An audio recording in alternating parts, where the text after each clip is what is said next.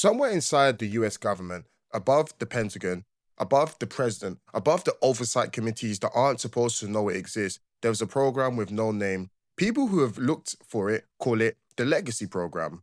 Dylan Bordland called it the worst decision of his life. The official story is simple. The US government doesn't hide alien technologies. UFOs are unidentified, meaning nobody knows what they are. End of story. The unofficial story, which 34 high-ranking US government insiders told on camera in 2025, is very different.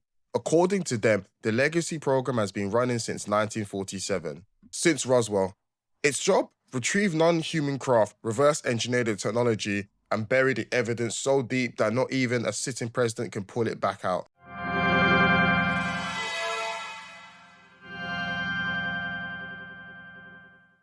The structure is elegant. If you're the one running it, the CIA handles oversight, the US Air Force handles physical retrievals, the Department of Energy handles classification using the Atomic Energy Act, which has its own secret rules that bypass normal congressional access. And private defense contractors do the actual reverse engineering, transfer the technology to the private sector, and suddenly it's outside FOIA requests. Factory is the greatest fusion of the digital and the physical world that we have any place in Lockheed Martin, primarily because of its flexibility and the built-in intelligence.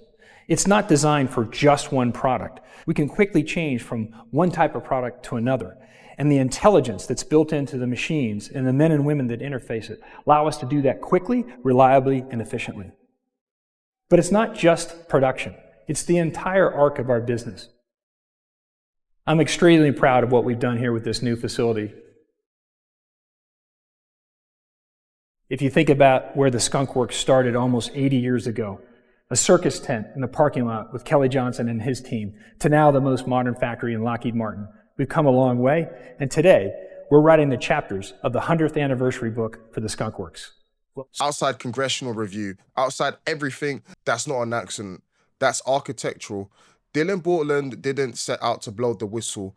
That's the thing about insiders. The ones who end up speaking publicly rarely planned on it.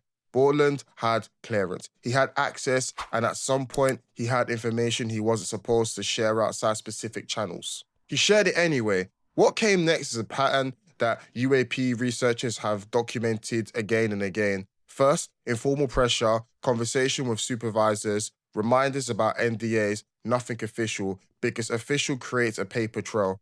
Then, professional isolation, reassignments, clearance reviews that drag on for months, projects that suddenly don't need you anymore. And then, if you're still talking, something harder to prove but easier to fill. The sense that you are being watched, that your communications aren't private, that the people above you know exactly what you're doing before you do it.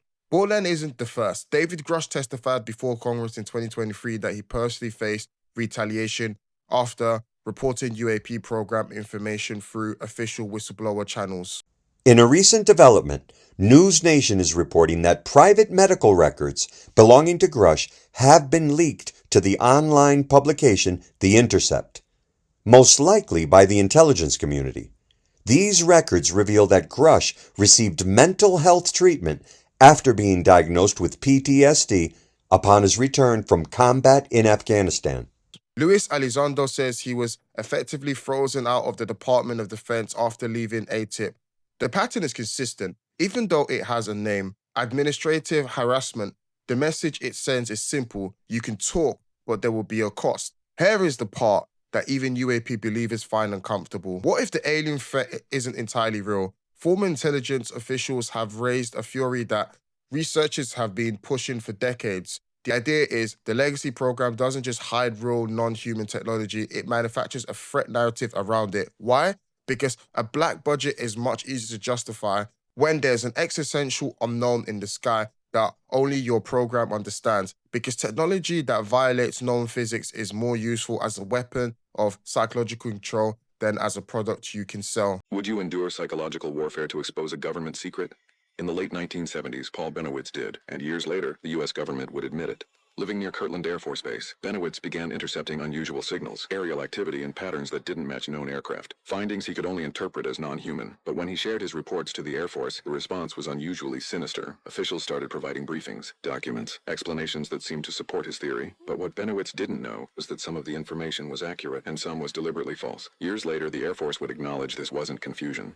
It was intentional. A psychological operation headed by intelligence officer Richard Doty, during which Benowitz became convinced he was under constant surveillance, that his communications were monitored and hostile forces were tracking him. His beliefs escalated to the point he began linking his research to a vast conspiracy involving alien technology, colonization, and mind control, a narrative later associated with the name Project Seven Lambs. Eventually, Benowitz would suffer a severe psychological break that would hospitalize him. The operation would later be acknowledged, and the manipulation was admitted. But one question was never answered. If Benowitz was wrong, why did the government need to destabilize him instead of correcting him? Because the secrecy itself is the asset. When witnesses report craft that move impossibly, no heat signature, no sonic boom, right angle turns at hypersonic speed, it may not be because those craft are alien, it might be because they're ours, and they want you to think they're not. Former Senator Harry Reid, the man who founded ATIP, said he was told for years that things were happening, but he never saw the evidence. Let that land for a second. The senator who wrote the check didn't have clearance to see what the check was for. That's not a bug in the legacy program. That's the feature. The program survives not because it's perfectly hidden. It survives because it's perfectly structured, compartmentalized, distributed, buried inside private companies where congressional subpoenas can't reach, funded through budget lines that don't appear in public documents, staffed by people who sign NDAs that legally override their right to report wrongdoing to Congress. Dylan Borland knew this. He probably knew it before he started talking. He talked anyway. The legacy program, if it exists, is not primarily about aliens. It's about who controls the most consequential technological secret in human history. It's about who profits from that control, and it's about what happens to the people who try to take that control away from them. Dylan Borland tried.